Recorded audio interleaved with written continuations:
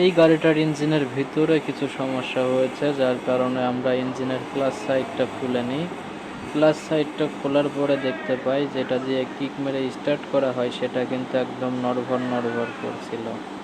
আর এই বাইকটা ইঞ্জিন খোলার আগে যেই সমস্যাগুলো হচ্ছিল সেটা হচ্ছে বাইকটা কিক দিলে কোনোভাবে কিকটি উপরের দিকে উঠছিল না। কিক মারার পর বারবার হাত দিয়ে টেনে উপরের দিকে তুলে দেওয়া লাগছিল, যার কারণে আমরা ইঞ্জিনের ক্লাচ সাইডটি খুলে দেখব ক্লাচ সাইডের ভিতরে কি সমস্যা হয়েছে।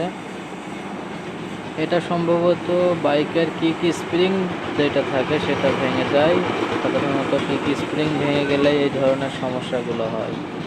তো আমরা ইঞ্জিনের ভিতরে একে একে সমস্ত মালামাল খুলে কিক স্প্রিংটা দেখতে পাই যে একদম কিক স্প্রিংটা ভেঙে দুই খণ্ড হয়ে যায়, যার কারণে কিন্তু এই সমস্যাটি হচ্ছিল। আমরা পুরাতন কিক স্প্রিংটি ভেঙে বের করে দেখতে পাই কিক স্প্রিংটি একদম দুই খণ্ড হয়ে অবস্থা খুবই নাজেহাল। আমরা নতুন একটি কিক স্প্রিং এখন এই বাইকটিতে সেটিং করে দেব এবং কিকারে যে নড়ানড়ি করছিল সেগুলো বন্ধ হয়ে যাবে এবং কিক মারার পরে কিন্তু কিকারটা অটোমেটিক উপরের দিকে উঠে আসবে। আমরা নতুন একটি কিকার স্প্রিং কিন্তু এখানে সেট করছি। আর এই কিকার স্প্রিংটি যখন ভেঙে যাবে তখন কিন্তু বাইক কিক মারলে স্টার্ট হবে, কিন্তু কিকারটা কোনোভাবেই উপরের দিকে উঠবে না। এ ধরনের সমস্যা যদি হয় সেক্ষেত্রে কিন্তু অবশ্যই ক্লাচ সাইডটা খুলে কিকারের স্প্রিংটা চেক করতে হবে, স্প্রিংটার কী অবস্থা। আমরা নতুন একটি স্প্রিং সেটিং করে কিকটা চেক করে নিলাম, আশা করা যায় সব ঠিকঠাকই আছে। এখন আবারও দেখে শুনে সুন্দর মতো ইঞ্জিনের ক্লাচ সাইডটি সেটিং করে দিব।